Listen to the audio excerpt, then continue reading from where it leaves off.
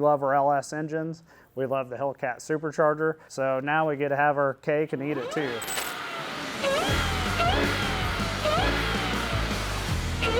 So the reason we bought the C10, one was to develop more parts, and we love doing burnouts and donuts here at the shop, so why not? Yeah, we made a lot of new parts on those swaps. So when we were LT swapping, we made some wire adapters for like the coolant temp sensor to run like an old sensor on there. Then later we were running the LT engine as an LS, so we ran a Gen 4 LS computer to fire the LT.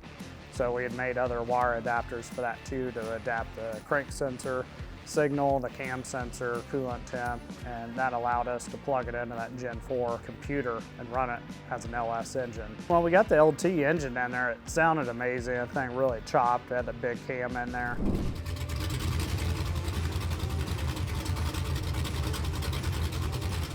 We didn't play around too much with it as usual, but we're just kind of busy and moved over to trying other things, and now we're here on the Hellcat rendition of this thing. So much cooler, it's getting more fun by the each build here. We'll try and get parts on. Anybody that's ever drove a Hellcat car absolutely loves the Supercharger sound. Like, you just can't get enough of that sound.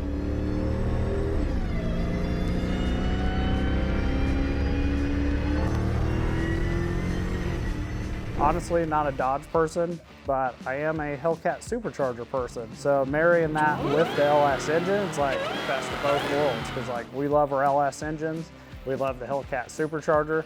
So now we get to have our cake and eat it too. So to get the Hellcat to work on the LS engine, it was a bit challenging because some of the intake ports and the bolt pattern to bolt it down on the Hellcat, it doesn't line up with the LS port. So you have the bolts trying to go through the intake ports. Everything's really tight in there, and you're just kind of trying to shuffle the port between the bolt locations. And to fix the bolt pattern's not aligning, you just have the top pattern, you have a separation where you can bolt through it, and then the lower pattern, they're two separate flanges essentially. You have a top flange for the Hellcat to bolt to, and then the lower flange is just a bolt to the LS engine. So that made it a bit more challenging. The Hellcat Supercharger is actually flat on the bottom, versus the LS engine is like tapered there at the head. So that kind of makes the shape of the adapters, how it's kind of like a wedge. You don't run them on the normal 3-axis machine where the table just goes side to side, front to back. The table actually has to like flip up so you get the different angles in there and get that 3D shape for the port work. So we ran that on our big 4th-axis machine. We make like 2 pairs of them at a time, so it has like a left and right pair on 2 of them side by side on that trunnion. It'll tilt up, and it's actually like 3D making those like there with it tilted up, and then it'll flip over and it'll do the other side. And that's how you get that shape to it on the machine. Next steps on this build right now, it kind of didn't burn out, but not up to our standard.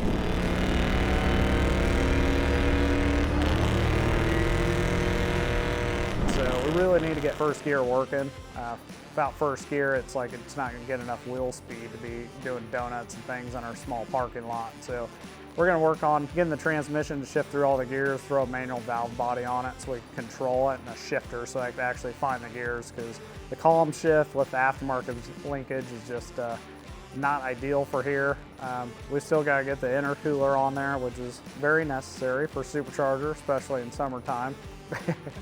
So on the Superchargers, we've kind of been running through them here lately, and we have all the different adapters, whether you're putting the LT4 Supercharger on LS, or the Hellcat LSA adapting the different like Cathedral rectangle ports. I mean, we have Magnusons we do as well. So really, regardless of what supercharger you're running, we make all the pieces to make that super simple. How we're doing that is, regardless of which supercharger you're running, we're putting them all on LSA factory like belt spacing. That way, all of our parts, the water pump, it's on there like a factory LSA would be. It makes it super simple. So it doesn't matter which supercharger you're running.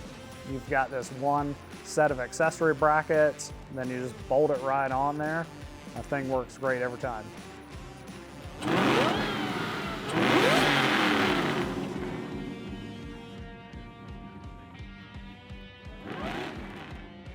I think this thing, in its future, we're gonna have some fun with it too, so we're definitely not done with this. I bought full interior so we could change the interior out, but I almost feel like we might go the other way and just cut the interior out and turn this thing into a drift truck, which me, I love our trucks. You know, it's like trucks aren't really made to be drag racing, but our OBS truck showed otherwise.